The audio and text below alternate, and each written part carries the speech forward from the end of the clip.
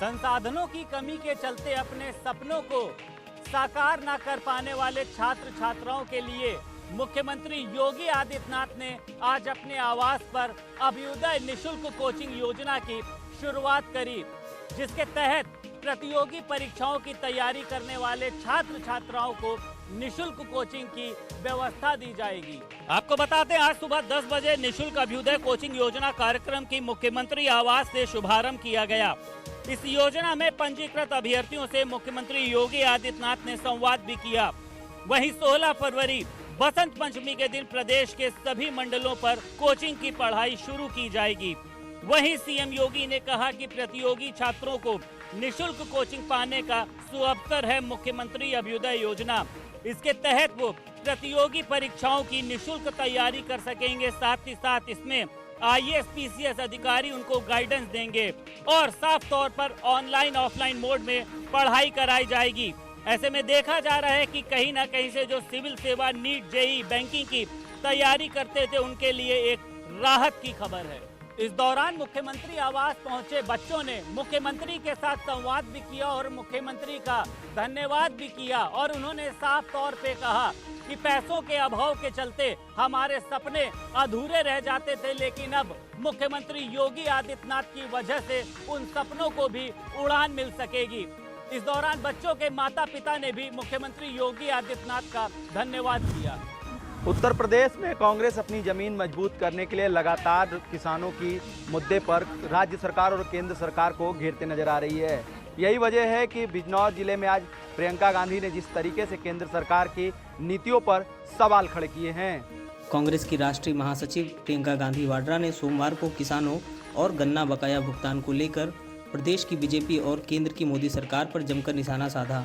बिजनौर के चांदपुर में किसान सभा को संबोधित करते हुए प्रियंका गांधी ने आरोप लगाया कि प्रधानमंत्री नरेंद्र मोदी ने 16,000 करोड़ में अपने घूमने के लिए 2 हवाई जहाज़ खरीदे। उन्होंने कहा कि 16,000 करोड़ रुपए में एक एक किसान का गन्ना बकाया भुगतान हो जाता। उन्होंने कहा कि प्रधानमंत्री के पास घूमने के लिए पैसा है, लेकिन किसानों को देने के लिए नहीं। प्रियंका गांधी ने कहा कि कृषि कानूनों के जरिए पूंजीपति जमाखोरी करेंगे और किसानों को न्यूनतम समर्थन मूल्य भी नहीं मिलेगा।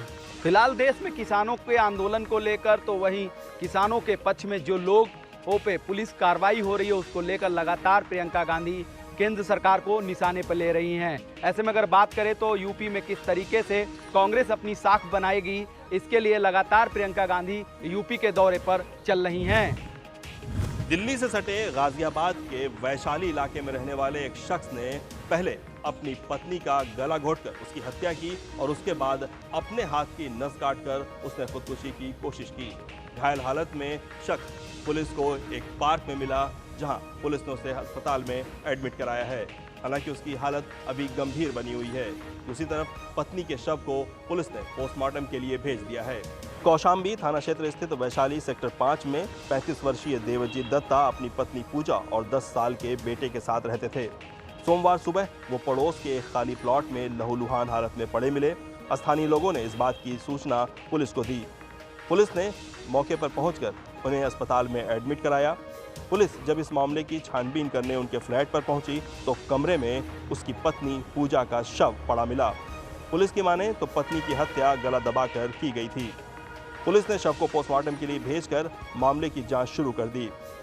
पुलिस का कहना है कि मौके से सुसाइड नोट भी बरामद हुआ है, जिसमें देवजीत ने लिखा है कि उसने निजी कारणों के चलते अपनी पत्नी की हत्या की है और अब वो खुद भी आत्महत्या करने जा रहा है। जिसके बाद उसने अपनी हाथ की कलाई काट ली और घर के बाहर निकलकर एक प्लॉट में लेट गया, जहां वो बेहोश हो गया। पुलिस का मानना है कि ये घटना पारिवारिक कलह की वजह से हुई थी। हालांकि देवदत्त ने इस घटना की प्लानिंग बहुत पहले ही कर ली थी। यही वजह है कि उसने रविवार को ही अपने 10 वर्षीय बेटे को करोलबाग दिल्ली में रहने वाले उसके नाना नानी के यहाँ छोड़ दिया था। इटावा में थाना इकदिल क्षेत्र के अंतर्गत नेशनल हाईवे पर पेट्रोल लेने जा रहे बाइक सवार युवक की पेट्रोल पंप के पास टैंकर से कुचलकर दर्दनाक मौत हो गई। हादसे के बाद टैंकर चालक टैंकर छोड़कर मौके से फरार हो गया। हादसे से गुस्साई भीड़ ने पेट्रोल पंप में घुसकर पथराव कर तोड़फोड़ करना शुरू कर दिया। पथराव होता देख पेट्रोल पंप कर्मी मौके से पंप छोड़कर फरार हो गए। इटावा में थाना इकदिल क्षेत्र के अंतर्गत नेशनल हाईवे पर पेट्रोल लेने जा रहे बाइक सवार युवक की टैंकर से कुचलकर दर्दनाक मौत हो गई। हादसे के बाद टैंकर चालक गाड़ी छोड़कर मौके से फरार हो गया। हादसे के बाद गुस्साई भीड़ ने पेट्रोल पंप में घुसकर तोड़फोड़ करना शुरू कर दिया। मौके पर पहुंची पुलिस ने कड़ी मशक्कत के बाद स्थानीय लोगों को समझा बुझाकर मामले को शांत कराया। करीब 4 घंटे चली इस मशक्कत के बाद पुलिस ने मृतक के शव को कब्जे में लेकर पोस्टमार्टम के लिए भेजा है। इस दौरान सीओ सिटी समेत कई थानों का पुलिस बल मौके पर मौजूद रहा। स्थानीय लोगों ने मृतक युवक के शव को हाईवे पर रखकर हाईवे जाम करने का प्रयास किया, लेकिन मौके पर पहुंचे पुलिस के अधिकारियों ने कड़ी मशक्कत के बाद लोगों को समझा बुझाकर मामले को शांत करवाया और शव को अपने कब्जे में लेकर पोस्टमार्टम के लिए भेज दिया है। ललितपुर जनपद के मड़ावरा तहसील अंतर्गत एक बड़ा सड़क हादसा हुआ है, जिसमें 3 युवकों की मौके पर ही मौत हो गई। तेज रफ्तार कार पेड़ से टकराने से ये हादसा हुआ है। मामला ललितपुर जनपद के मड़ावरा तहसील अंतर्गत ग्राम सतमाथा के पास भीषण सड़क हादसे में 3 युवकों की मौत हो गई। तीनों मध्य प्रदेश के निवासी बताए गए हैं। इस हादसे में ड्राइवर गुड्डू मलिक एवं 2 गल्ला व्यापारी मोनू जैन एवं कल्लू मोंगना की मौके पर ही मौत हो गई। हालांकि सूचना पर पहुंची पुलिस ने शवों को अपने कब्जे में लेकर पोस्टमार्टम हाउस भेज दिया है एवं जांच पड़ताल शुरू कर दी है। पीलीभीत में दर्दनाक सड़क हादसे के दौरान 2 छात्रों की दर्दनाक मौत हो गई। वहीं एक छात्र गंभीर रूप से घायल हो गया। सूचना मिलने पर मौके पर पहुंची पुलिस ने शव को कब्जे में लेकर पोस्टमार्टम के लिए भेज दिया है। वहीं गुस्साए परिजनों ने हाईवे पर जाम भी लगा दिया, जिसके बाद मौके पर पहुंचे भाजपा विधायक के आश्वासन के बाद परिजनों ने बामुश्किल जाम को खोला है। दरअसल घटना पीलीभीत के बीसलपुर थाना क्षेत्र के अंतर्गत आने वाले खननका चौकी के पास की बताई जा रही है, जहां तेज रफ्तार से चले आ रहे एक ट्रक ने बाइक सवारों को टक्कर मार दी, जिसमें बाइक पर सवार 2 छात्रों की दर्दनाक मौत हो गई। वहीं एक अन्य गंभीर रूप से घायल हो गया, जिसके बाद मौके पर मौजूद राहगीरों ने ट्रक को पकड़ लिया। वहीं ट्रक चालक भीड़ को चकमा देकर भागने में कामयाब हो गया। राहगीरों की सूचना पर मौके पर पहुंची पुलिस ने शव को कब्जे में लेकर पोस्टमार्टम के लिए भेज दिया। वहीं गुस्साए परिजनों ने हाईवे पर काफी देर तक जाम लगाया रहा। आपको बता दें, पुलिस लगातार परिजनों को समझाने का प्रयास करती रही, लेकिन परिजन नहीं माने, जिसके बाद बीसलपुर क्षेत्र के भाजपा विधायक रामशरण वर्मा भी मौके पर पहुंचे और परिजनों को समझा बुझाकर शांत कराया। जिसके बाद भाजपा विधायक से मिले आश्वासन के बाद परिजनों ने जाम को खोला। वहीं पीलीभीत के पुलिस अधीक्षक जयप्रकाश ने भी मामले पर दुख प्रकट किया है। दर्दनाक सड़क हादसे के बाद परिजनों का रो रो कर बुरा हाल है। वहीं पीलीभीत के पुलिस अधीक्षक जयप्रकाश का कहना है कि घटना के बाद ट्रक को कब्जे में ले लिया गया है। वहीं ट्रक चालक घटना के बाद फरार बताया जा रहा है। फिलहाल परिजनों से मिली तहरीर के आधार पर पुलिस ने ट्रक चालक के खिलाफ मुकदमा दर्ज कर लिया है। वहीं परिजन इस घटना के बाद सदमे में हैं। प्रदेश के बुलंदशहर में जिंदा तो जिंदा, मुर्दे भी अब नहीं हैं महफूज। ताज़ा मामला बुलंदशहर के छतारी थाना क्षेत्र का है, जहां एक ही रात में 2 कब्रें खोदते हुए कंकालों की खोपड़ियां गायब होने से इलाके में सनसनी मची हुई है।